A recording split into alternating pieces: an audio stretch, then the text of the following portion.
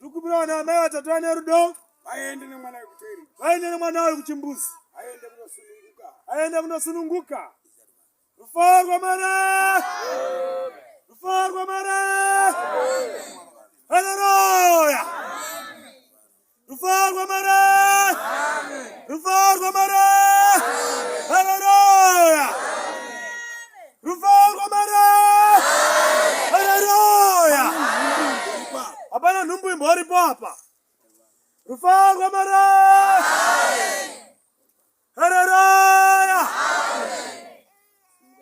Simukana mai. Mubate mwende naye kuchimbuzi.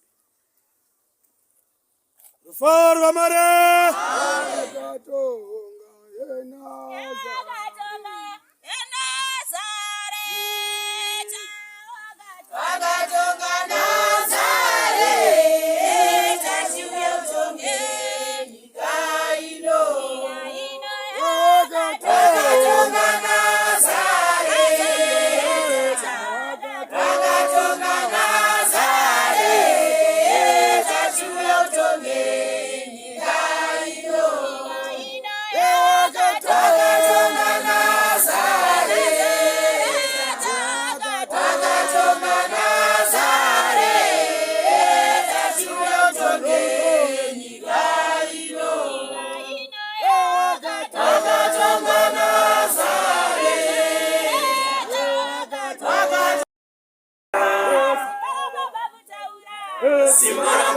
Simbara baba kutaura. Simbara baba kutaura. Simbara baba kutaura. Simbara baba kutaura.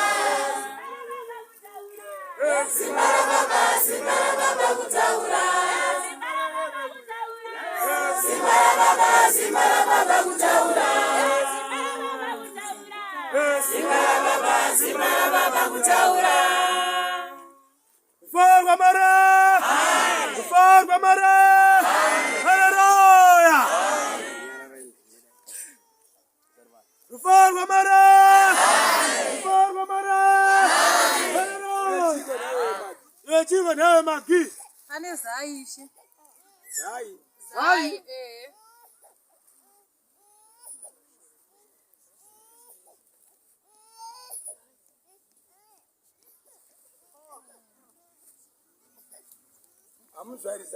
Amuzarisa ndiani?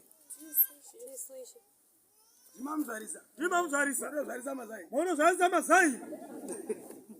Rufaro mara. Sada kutekana mai mazai. Rufaro mara. Rufaro mara. Simbara baba kutaura. Simbara baba kutaura. Simbara baba kutaura. Simbara baba kutaura. Simbara baba kutaura. Simbara baba kutaura.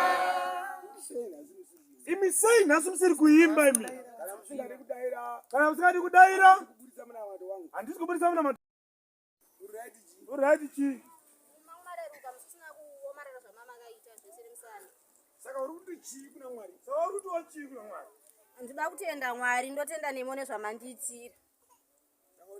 Saka mari. Ndamwana wesangano ichi. Iwewe. Ini ichi. Tutara kusachara kuruda arume. Rufaro mara. Haleluya.